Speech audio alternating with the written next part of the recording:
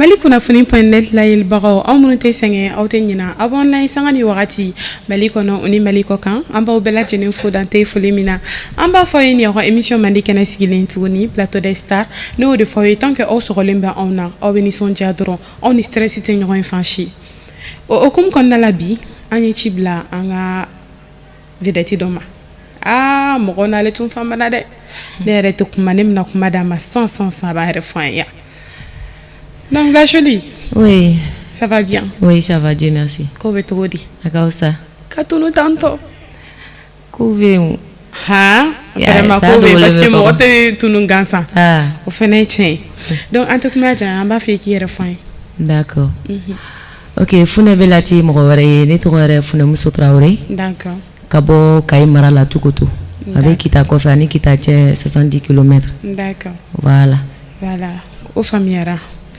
Mais anti doni oede amba idoni fune belade sonani ya fo fune tem ate famia de ni ngo jarabi so nye basic de ko imena leçon ni rester connecté donc fune ame fera don na sore ibe étude la wal man no ko beto gomna ite fole kan ko la non to étude là la lola mena et après ça ni coiffure ni esthétique ni lukala ni école ke.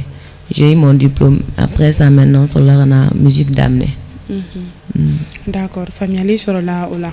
Donc, il y a comment à part la musique, il y a quoi faire, il y a quoi faire. D'accord. Il y a quoi dans une musique de Non, dans une musique de Mais pourquoi vous avez choisi la esthétique qui fait que? Parce que ça concerne la beauté féminine, tout ce qui concerne la beauté, la fune. Vraiment. Bella imada fune na gansa. OK, d'accord. Famille sur la okola. Funa ere sur donc les dingue on a la chogodi. OK. À vrai dire, voilà famille d'artistes de là. D'accord. Mon père déjà allait tenir un chef d'orchestre depuis Biennale sans follow Nourati. Mo chama kanga do musique konna la.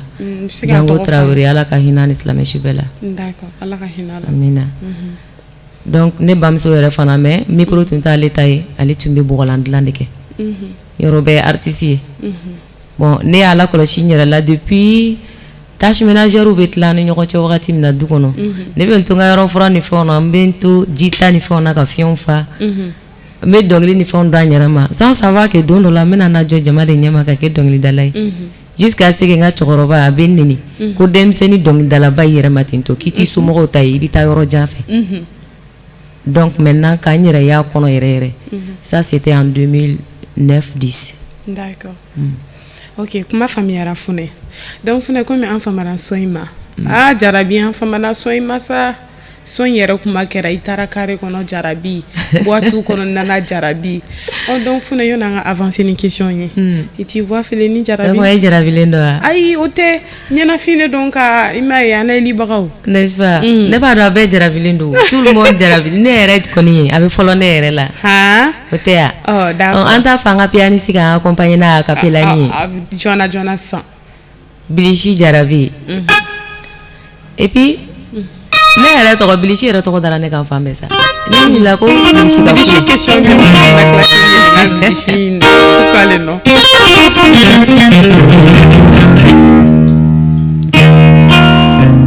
Jarabi ne bima kana nyago ne bima ne mu ne keila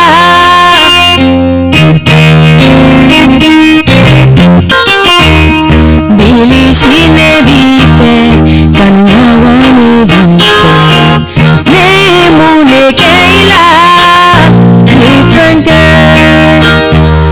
fenke ayuba ifenke la forane yana na goyani kochete musofe na bora dilana kona kele kona fida yarabi chiana adawere begini nedu sirana kaseyerela Bilishi mo famuya udela meke sandara kanuma kukukola dara kanuma Bilishi nebubaki nisanu niwari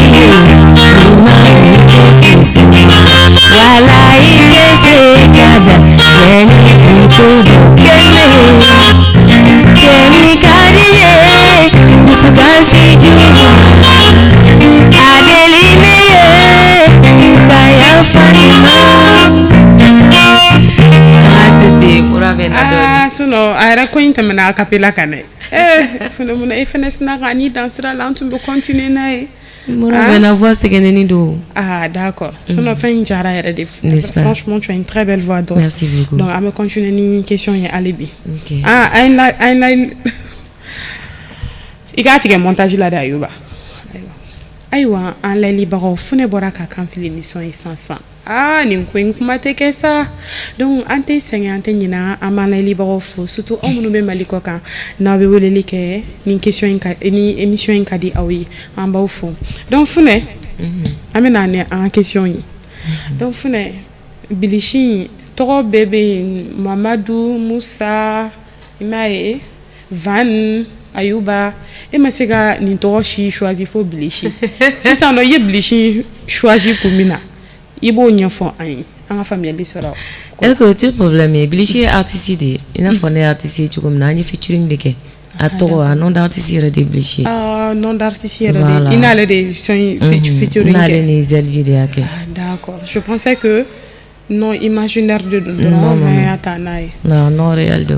Ok Fune sisan Fune question min bɛna ale ne yɛrɛ tɛ Mali kunnafoni tɛ layɛlibagaw de ko ka ɲininkali kɛ parce que an tun y'a mɛn i ni mɔgɔ min jɛra ka nin so in da ko relation yɛrɛ de tun b'aw ni ɲɔgɔn cɛ genre k'aw tun bɛ ɲɔgɔn fɛ yɛrɛ de a wagati i m'a ye mɔgɔw ko ten mɔgɔw ko ten n'a sɔrɔ ko in ye tiɲɛ de wa walima ni ko in bɛ cogo min na ko mais sisan k'aw farala yɛrɛ ko hali fɛn tɛ aw ni ɲɔgɔn cɛ bilen i m'a ye hali collaboration tɛ yen foyi tɛ aw ni ɲɔgɔn cɛ k'a kɛra kɛlɛ yɛrɛ de. Donc, comme Fune yɛrɛ comme i bɛ yan déjà le nom de l'émission c'est Plateau des Stars an b'a bɛɛ walawala yan donc ɲɛfɔli kɛ an bɛ min faamuya. D'accord problème t'a la n b'u bɔ fili la déjà an ye actualité de ta k'a kɛ son ye parce que c'était un problème n'a bɛ mɔgɔ caman b'a vécu a wagati et jusqu'à présent il y a pas mal de personnes qui vivent ça. D'accord. Mais k'a fɔ ko relation tun bɛ ni Bilishi cɛ il y a jamais eu de relation entre lui et moi mais bon ni mɔgɔw ye surtout malien n'a a i ni cɛlamɔgɔ cɛ ni muso gɛrɛlen ɲɔgɔn na ka se niveau dɔ la o ye fɛn bɛɛ imaginer j'ai jamais rien eu d'intime entre lui et moi et puis min ye k'a fɔ k'an farala a bɛ tan a bɛ galon même maintenant si je l'appelle a bɛ téléphone ta an bɛ baara kɛ ɲɔgɔn fɛ toujours voilà tout va bien foyi tɛ n'u cɛ foyi. Ayiwa an layɛlibagaw aw minnu tun ko Fune bɛɛ la ni ani min ye featuring kɛ ni morceau in a bɔra ka min da sansan ko kɛlɛ ni rancune bɛ yen nɔ a bɔra ka kuma a y'a yira ka kuma kɔnɔna la ko paix dɔrɔn cool dɔrɔn ko foyi tɛ yen nɔ k'ali sisan k'u bɛ ka continuer ka baara kɛ ɲɔgɔn fɛ donc Fune an bɛ continuer ni question ye hali bi donc Fune ko munna i tununa ka bɔ circulation na o kun ye min ye k'i k'o fana ɲɛfɔ an ye. D'accord tununi in tɛ baasi ye wagati dɔ bɛ kɛ fo mɔgɔ ka a essayer ka reculer dɔɔni pour que ka élan kura ta ni ye n tununen ye n ti ko wɛrɛ la bana tɛ foyi tɛ n bɛ baara de la n ye gane bɛ baara de la dogo la dɔɔni mais n'Ala sɔnna ma a ti mɛn bilen Fune bɛna ye sur la surface. D'accord o faamuyara donc Fune an y'a ye tile filanin na hali a ma janya kosɛbɛ Sidiki ka son in an ka di Ala ma an y'a ye i seginna son in kan Fune bɛ ka Sidiki Jabate soutenir de wa walima o ko bɛ cogo di pourquoi Fune seginna son in kan i bɛ se k'o kun fana ɲɛfɔ an ye. Bien sûr Sidiki ye artiste de anw bɛ artiste ni ye artiste faga artiste de bɛ bɔ a kɔnɔ ni ko ye artiste kelen sɔrɔ a bɛ n'a fɔ a ye tɔ bɛɛ sɔrɔ ne ta ye soutenance de ye k'a yira la k'a fɔ n b'a kɔ bi n b'a kɔ sini fo wagati min fo saya jɔnni ti kɛ fosi da kan kɔ a bɛ tila ka bɔ nin na a fɔlenba bɛ na tuguni ce genre de choses c'est des leçons de la vie ninnu bɛ hadamaden sɔn hakili de la voilà mais soutenance don n y'a soutenir. D'accord mais Fune yɛrɛ en tant que femme déjà Sidiki yɛrɛ il est accusé ka a ye genre violence de kɛ mais munna Fune tɛ o acte condamné pourquoi Fune tilala ka Sidiki soutenir. Non la violence faite causer aux femmes là ne b'a contre la o mais n'i ye kuma lamɛn parce que ni fɛn sugu ninnu ye fɛn dɔ ye ni m'i kɔlɔsi i b'i yɛrɛ da don kuma la. O fana ye tiɲɛ ye. Tiɲɛ bɛ na banque o n'o ye fɛ ka kuma ka dan yɔrɔ la parce que kuma bɛ mɔgɔ dun. O fana ye tiɲɛ ok d'accord Fune donc kuma ɲɛna an bɛ tɛmɛ ni an ka question ye sisan nɔ an bɛ fɛ ka dɔn n'a sɔrɔ album dɔw de labɛnnen b'i bolo i bɛ se k'i da don o la ka ɲɛfɔli kɛ o ko la. si album dɔw labɛnnen bɛ n bolo kelen banna n b'a fɛ k'a kɛ double album de donc n bɛ filanan baara de kan sisan. ok Fune ka album ninnu tɔgɔ i bɛ se k'o fɔ an ye et puis en même temps morceau titre hakɛ joli b'u kɔnɔ. oui premier album o ye 12 morceaux. d'accord o titre ye Jarabi. maintenant le deuxième o titre ye Bangeba Dugaw. o fana ye 12 ye. d'accord faamuyali sɔrɔla o la mais concert bolo dalen t'i bolo pour le moment. pour le moment non an ye concert ni fɛnw bɛɛ jɔ fɔlɔ parce que an bɛ phase min na a bɛ concentration demande kojugu. voilà coronavirus ni fɛn ninnu. ok d'accord faamuyali sɔrɔla o la sisan nɔ nin wagati na projet jumɛn yɛrɛ de bɛ Fune bolo. a ka ca dɛ. komi an b'a dɔn a ka ca dɛ o de y'a to an bɛ fɛ Fune k'a bɛɛ de k'an ka faamuyali sɔrɔ. a ka ca kojugu ka ca déjà ni deuxième album in projet o bɛ yen o ma kun cɛ fɔlɔ parce que n bɛ se k'a fɔ an b'o baara milieu de la donc ni ala y'o ɲuman kun cɛ j'envisage ka na ni centre culturel ni dɔ ye an ka sigida yɔrɔ la ou bien ni n sera k'a dayɛlɛ yɔrɔ min na mais a kɔni ka di n ye k'a dayɛlɛ an ka sigida la pour les jeunes qui se trouvent là-bas a ka ca quoi. d'accord faamuyali sɔrɔla o la donc Fune avant que an ka continuer n'an ka question tɔ ye donc an b'an kan fili ni sɔn wɛrɛ sisan tuguni mais o kana tigɛ dɛ an k'o da fo laban kɛ. an k'o bɛɛ da sa fo pas foyi tɛ yen. awɔ kɛ ɲɛnafin bɛ mɔgɔw la koyi. Traoré. ok.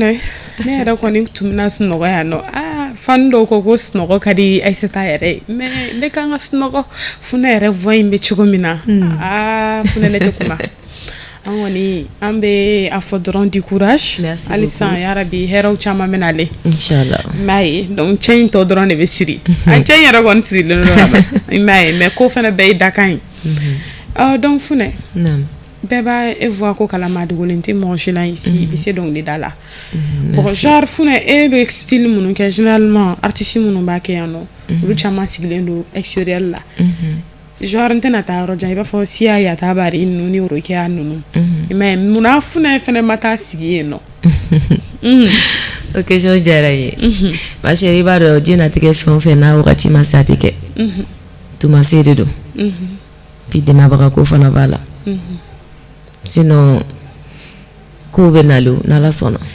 fana ye an ka dugawu kɛ d'accord problème foyi t'a la mais Funɛ yɛrɛ ka son dalen ninnu bɛɛ ye son minnu composé i yɛrɛ ye minnu sɛbɛn k'u da son jumɛn de ka di Funɛ n'a ka son ninnu bɛɛ waaw bon c'est presque ne ka son bɛɛ ka di n ye dɛ fɛn fɛn bɛ ne ka falo ci a bɛɛ ka di ne ye parce que ne bɛ dɔnkili composé fɔlɔ n'a ye ne yɛrɛ don ne b'a bɔ i bɛ fɛn fɛn ni a b'i yɛrɛ don i b'a ye o datɔ hinɛ bɛ k'o la a bɛ diya mɔgɔ wɛrɛw ye presque son in bɛɛ ka di ne yɛrɛ ye préférence t'a la n bolo d'accord faamuyali sɔrɔla o la depuis Funɛ yɛrɛ donna dɔnkilida ma fo k'an se bi ma i ye tournéw dɔw kɛ hali n'a ma kɛ Afrique yɛrɛ kɔnɔna ye tubabula ninnu i ye dɔw yala dugu dɔw yala bon n danna sous-région ninnu dɔw la mais ça fait partie de l'Afrique tel que Tunisie, Maroc ni Sénégal ninnu non dalamine ninnu mais en ce qui concerne l'Europe ma ten t'a daminɛ fɔlɔ ma daminɛ fɔlɔ mais ko in tɔ man ca bilen n'Ala sɔnna ko in bɛ nale donc Funɛ yɛrɛ ka dɔnkilida in i ka parcours kɔnɔna la i ye trophée dɔw sɔrɔ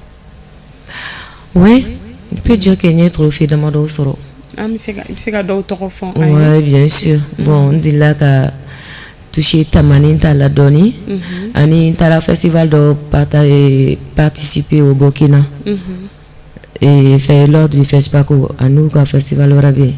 Donc j'ai eu 2 trophées là-bas. D'accord, familiali sur la okola. Donc si ça non question ni menale oui les fins du manque de funa ni jenatique fin bella jeli ka fin dien fin beda enya koro min ka di e na be oui jumai. Wow.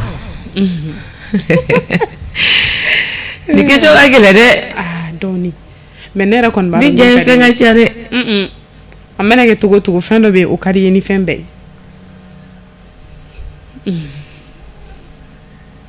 Eh bien ate se ka wala doni ayya ona ka de ha wala doni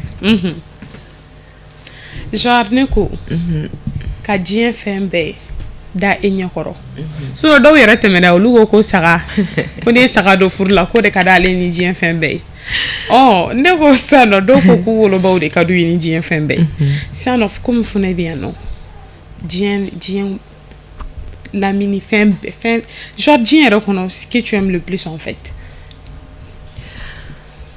Ça c'est la santé. La santé. Quand on a la santé et puis chez Nekene bien à Babo kono. D'accord fune kuma famiara sa fune fanu ko kan nyini ngala mikila o ede na so refurlendo walma ni si tu es célibataire walma na so ko rebe no kiki dado la ki ganye foli gan fene ouais. C'était chouette Aliko. Moi c'était chouette Aliko. Je suis obligée de répondre. Ah bon? Hey. Ok, funa tumfurlendo me ala ya chemeni jidoya. Ya rabbi ala ka hinne ala. Mais pour borala ma do furula falo.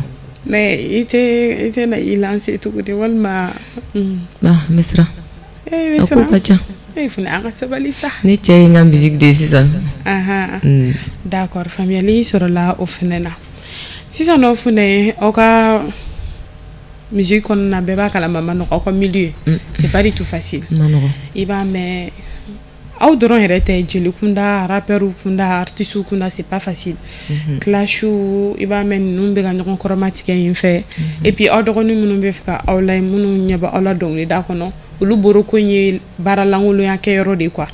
Imay ne fait fu ne ka conseil di conseil kon na la ni prise de conscience c'est gana chokomi.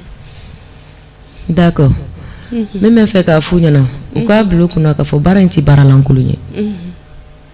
Ni mo chama yare ni nga bi ko mo langulo saraka bo beta di artiste de foloma. Mais pour ta artiste bi minke musulangulo ndenti se ka ke abe aketo kuma na fo chukudu. Mo langulo ndenti se ka ke quoi. Munu bi do ala u ka essayer parce que artiste est messager de do. Ibe na ibe la dilikan de di ibe mo blastra. Anemo abina fo ye éducateur ou bien éducatrice de.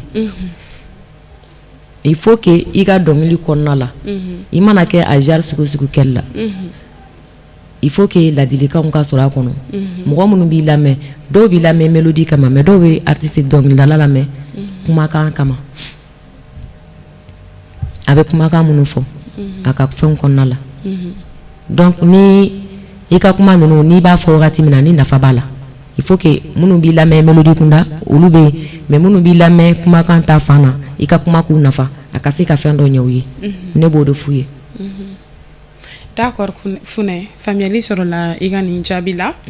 J'espère que mo fa fa be gan la ni watina bebe na kuma inta bala mai anga njugo fali komi yere afo chugumna artisiate malangule ay mai munu be feka ke oye uluba ke oye solo munu fena be nana ka ke suri ulu fena be suri ke donc funa kuma nyana ame continuer ni question yi donc funa nyeba la ikelenti ano ini patron aussi le menyon kerefe donc amna kuma dale ma le fena be ni yere fay patron nanki oui micro hydratif ko be to godi Ivaka.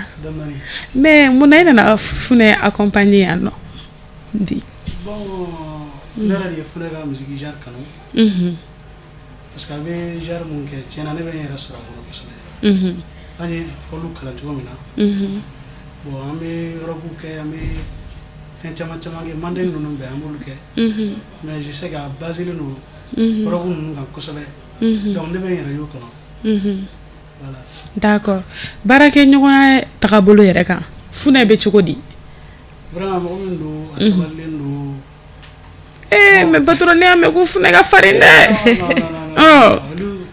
ko funɛ ka farin yɛrɛ de bon il m'a yɛrɛ cogoya ye quoi ni ma gɛrɛ mɔgɔ min na donc u bɛ kuma fɔ kunfɛ ten sinon an minnu bɛ yen an b'a dɔn an ma farin d'accord donc merci beaucoup i yɛrɛ ka accompagnement ɲɛna trop donc an b'a f'i ye fana i di courage donc funɛ question ni laban bɛ na yan funɛ ko i ka farin dɛ komi yɛrɛ bɛ e yɛrɛ hakilinata ye min ye o ko la k'i ka farin yɛrɛ de funɛ ne tɛ dɛ fanuw de y'a fɔ i m'a ye ayi ne ma farin ne ti mɔgɔ ŋaɲamayama ko mɔgɔ ma i yɛrɛ da n'u ko ko n ka farin ko n bɛ yafa deli u fɛ n bɛna dɔ bɔ farinya na sinon ne yɛrɛ kɔni ne ni sa bɛ si so kɔnɔ n'a ma se man ti s'a ma ok d'accord fana komi émission sera a kuncɛmayɔrɔ la ka ban donc i ka kumakan laban ka ɲɛsin i ka fanuw ma i ka famille et tout d'accord kumakan laban ye min ye a bɛ fɔlɔ aw yɛrɛ la foli belebeleba k'o ta k'a di aw ma équipe bɛɛ lajɛlen Ayuba n'a ka équipe bɛɛ lajɛlen Mali kunnafoni mɔgɔ bɛɛ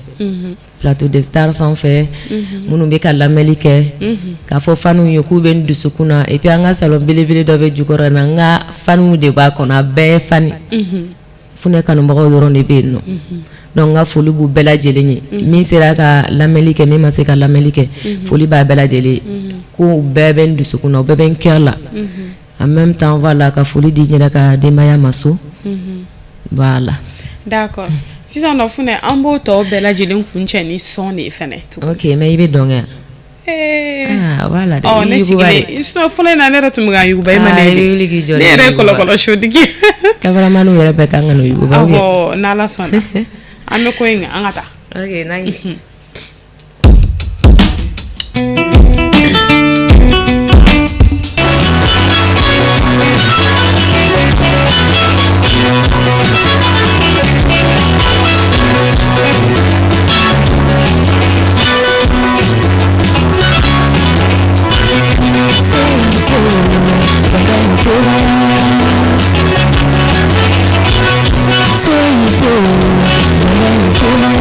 nyuma yake